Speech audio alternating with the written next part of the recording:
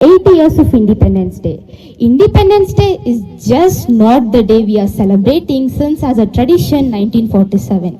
It is different from others.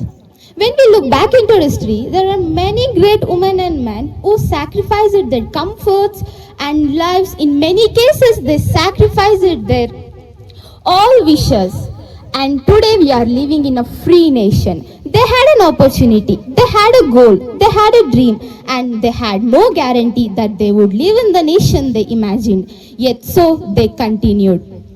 This is the leadership. And also, Independence Day is just not the symbol of freedom, sacrifice, etc. It is also the symbol of freedom and also responsibilities. Our freedom fighters gave us freedom and also a lot of duties. Being a citizens, we have lot of duties to maintain. In that, especially, the role of youth is very immense. People often say, you are the future of our nation. Yes, of course I agree. We are the future of our nation. And also, we are the present of our nation. We have lot of responsibilities. A student sincerely attending to classes is the one who contributes to nation.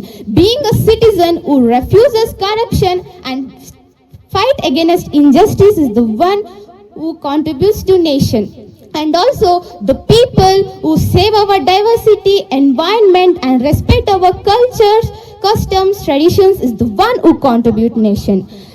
Just I want to ask question yourself. Just think yourself, in what way you are contributing to this nation? We have lot of responsibility. That responsibility we have to carry to our houses, communities and villages, even to our classrooms. We have to use the freedom in a right way to build a strong nation for our next generation. When our next generation asks what we have done with the freedom that our leaders had given, we have to say proudly that we used the freedom for not granted. We used it to build, we used it to rise, and we used it to arise. And also, patriotism is just not about waving the flag. It's about what you're doing when nobody watches it.